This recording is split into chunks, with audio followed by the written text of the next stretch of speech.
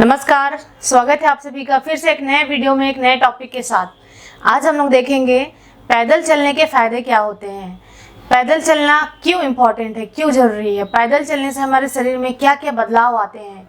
कम से कम 15 से 20 मिनट अगर हम डेली चलते हैं तो हमारे शरीर में बहुत सारा बदलाव देखने को मिलता है। अब स्टार्ट करते हैं आज के टॉपिक से कि क्या क्या बदलाव देखने को मिलता है जो हमारे लिए बहुत बेनिफिट है। सबसे पहला, आपके कार्डियोवास्कुलर सिस्टम मतलब आपके दिल की होने वाली बीमारियां, इन सारी चीज़ों को वो कम करते हैं। जितना हम पैदल चलेंगे तो हमारे दिल की होने वाली जो बीमारियां हैं वो कम होगी। हार्ट से रिलेटेड होने वाली जितनी भी बीमारियां हैं वो कम होगी। कोलेस्ट्रॉल अगर बढ़ा हुआ है तो कोलेस्ट्रॉल की मात्रा कम होगी, जिसकी वजह से आगे जाके आपको ब्लॉकेज हो सकता है हार्ट में। ये सारी दिक्कतें कम होगी पैदल चलने से। अगर आप 2.5 घंटा पूरे हफ्ते में अगर 2.5 घंटा पैदल चलते हो या तो आप दिन में 21 मिनट पैदल चलते हो तो आपका हार्ट से होने वाली जो बीमारियां हैं, हार्ट से रिलेटेड जो भी डिसऑर्डर है वो 31% कम हो जाएगी। मतलब 31% के चांस है रिस्क होने वाली जो बीमारी है हार्ट की वो सारी कम हो जाएगी। दूसरी बात, आपके पैदल चलने से जो मोटापा होता है, जो मोटे लोग होते हैं, बहुत ओबेस होते हैं, अपना वजन कम नहीं कर पाते हैं, वो इजली वजन कम कर सकते हैं पैदल चलने से। रेगुलर अगर मॉर्निंग में वॉक करोगे तो आपका जो इंक्रीज हुआ है वजन वो डिक्रीज हो जाएगा। क्यों?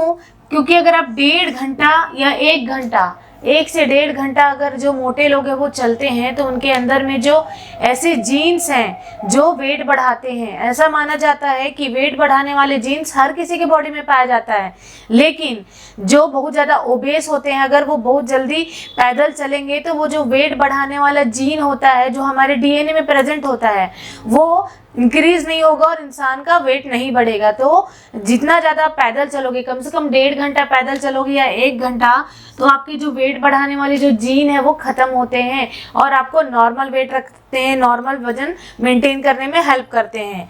तीसरी बात, आपका जो ब्लड प्रेशर है वो डिक्रीज होगा। ब्लड प्रेशर अगर आप 10 मिनट डेली चलते हो तो जैसे कि मैंने अभी बताया, कार्डियक से रिलेटेड जो भी डिजीज़ है, हार्ट से रिलेटेड जो भी डिजीज़ है वो ख़त्म होगी। ब्लड प्रेशर भी एक प्रकार का सिम्टम है, लक्षण है जो आपके हार्ट से होने वाली डिजीज़ को बढ़ाता है। तो ब्लड का प्रेशर इंक्रीज हो जाता है, उसको रिड्यूस करने का काम करते हैं। नॉर्मल 120/80 जो ब्लड का प्रेशर होता है तो ये नॉर्मल होता है। इससे ऊपर या नीचे जो भी इंक्रीज होता है, बढ़ता है, तो पर्सन को हार्ट की डिजीज होती है या फिर हाइपरटेंशन होता है। तो आपके जो ब्लड के प्रेशर है उसको ये नॉर्मल चलने से रिड्यूस होगा। डेली अगर आप मॉर्निंग में चलते हो 1 से 1.5 घंटा या फिर 10 से 20 मिनट भी, तो वो आपके हार्ट से रिलेटेड होने वाले डिजीज और ब्लड प्रेशर सबको रिड्यूस करके रखेगा, मेंटेन करके रखेगा और आपको खुद अच्छा लगेगा, आप खुद स्वस्थ महसूस करोगे। उसके बाद चौथी बात है, पैदल चलने से आपकी जो मेमोरी होती है वो बूस्टअप होती है। मेमोरी मतलब होता है सोचने की, थिंक करने की, जज करने की क्षमता, आपकी याद करने की शक्ति, ये सब बूस्टअप होती है और अच्छी होती है। आप जितना अच्छे से चलोगे तो आपका पूरा बॉडी में ऑक्सीजन सर्कुलेट होगा, क्योंकि आप मॉर्निंग में सुबह सुबह चल रहे हो तो सुबह की जो फ्रेश एयर होती है वो हमारे लिए बहुत हेल्दी होता है। तो आप मॉर्निंग में ऐसे पैदल वॉकिंग करते हो या जॉगिंग करते हो या नॉर्मल रनिंग करते हो तो आप फ्रेश एयर जब सांस लेते हो वो आपके ब्लड में इम्प्रूव होकर के, मिक्सअप होकर के आपके ब्रेन तक पहुंचाता है।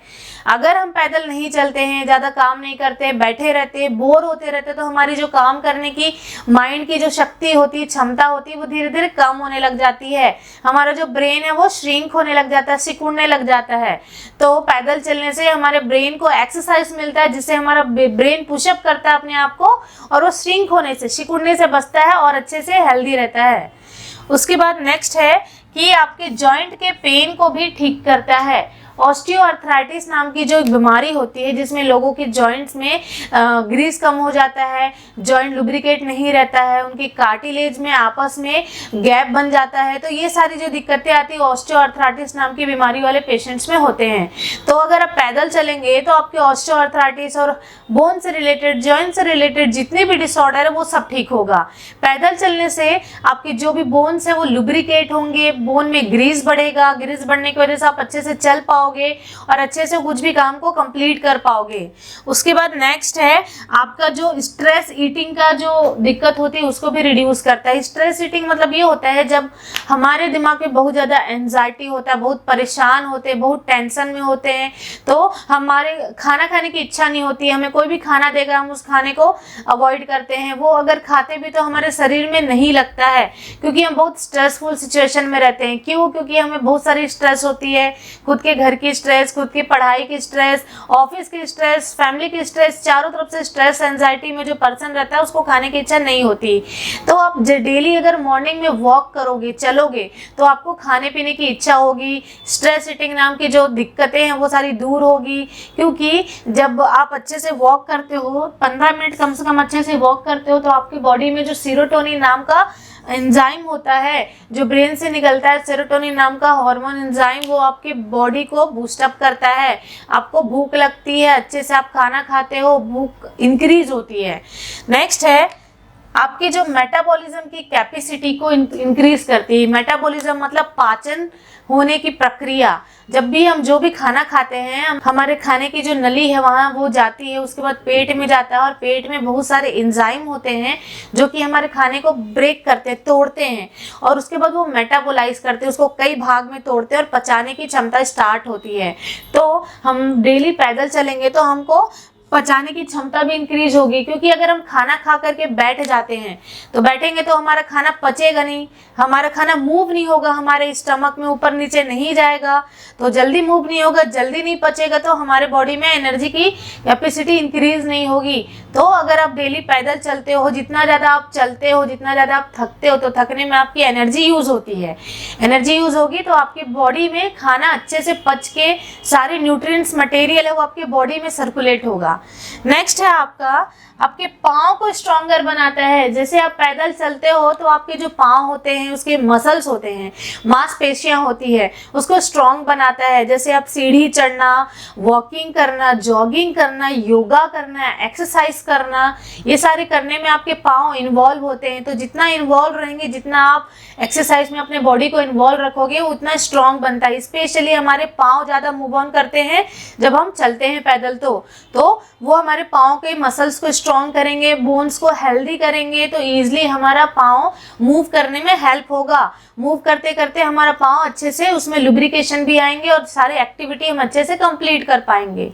उसके बाद है डाइजेशन। डाइजेस्ट कराने में भी हेल्प करता है। वॉकिंग करोगे, जितना अच्छे से वॉक करोगे तो आपका खाना इजीली डाइजेस्ट होगा। हमेशा खाना खाने के बाद भी नाइट में जैसे आप खाना खाते हो तो एटलीस्ट 30 मिनट आपको पैदल वॉक करना है। उस वॉक करने की ड्यूरेशन में आपका जो खाना है अच्छे से पचता है और आपके पूरे बॉडी में प्रॉपर एनर्जी सर्कुलेट होती है। तो ये डाइजेशन में भी हेल्प करता है, मेटाबॉलिज्म में भी हेल्प करता है। नेक्स्ट है आपके बॉडी में विटामिन डी पहुंचाता है। विटामिन डी आप तो अच्छी तरीके से जानते हैं, बहुत इंपॉर्टेंट है हमारे लिए। कैसे पहुंचाता है कि कई लोग जो रहते हैं मॉर्निंग में सुबह सुबह टहलते हैं, तो जो मॉर्निंग की जो धूप होती है, अर्ली मॉर्निंग के 6 o'clock to 8 o'clock की जो धूप होती है, सनलाइट्स होते हैं, वो हमारे बॉडी में विटामिन डी प्रोड्यूस करते हैं।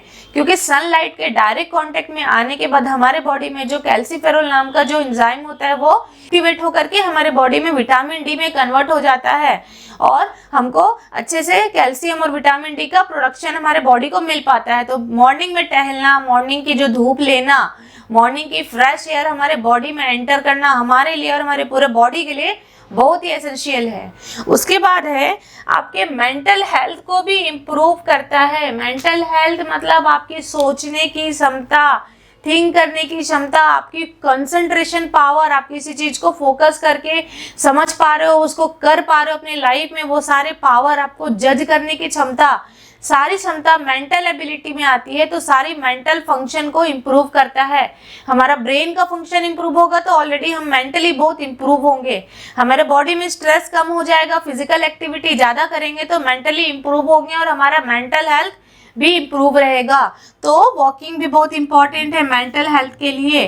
बेटर स्लीप, अब स्लीप करने के लिए भी हमको वॉकिंग करना बहुत ज़्यादा इंपॉर्टेंट है। कई लोग रहते हैं मॉर्निंग में उठने के बाद सिर्फ खाते पीते टीवी देखते बैठे रहते हैं। ऐसे करने से बॉडी में फैट गेन होना स्टार्ट हो जाता है। तो ऐसे नहीं करना चाहिए। डेली वॉक करो, एटलीस्ट मॉर्निंग में 45 मिनट्स, इवनिंग में 45 मिनट्स, ताकि आपका बॉडी थके। जितना ज़्यादा आपका बॉडी थकेगा, क्योंकि आपकी जो बॉडी में एनर्जी है आप उसको चलने में इंक्लूड कर रहे हो, तो चलने की वजह से आपकी बॉडी की एनर्जी थोड़ी कम होगी, जिसकी वजह से आपको थकान लगेगा, और थकान करने की वजह से आपके बॉडी को अच्छे से रेस्ट मिलेगा। तो जब आप सोने जाओगे तो बेटर स्लीप, अच्छी स्लीप आएगी, अच्छी नींद आएगी, जिससे आप अच्छा फील करोगे और आपकी बॉडी बहुत हेल्दी रहेगी। हमारे बॉडी को हेल्दी रखना खुद हमारे हाथ में है। हम अगर अपने रूटीन्स को सुधार ले तो हम अपने बॉडी को अच्छे से हेल्दी रख सकते हैं, और हमारा हार्ट भी हेल्दी रह सकता है, हमारा पूरा बॉडी हेल्दी रह सकता है। अब हम खुद हेल्दी रहेंगे तो हमारा हार्ट भी हेल्दी रहेगा। Thank you for watching this video.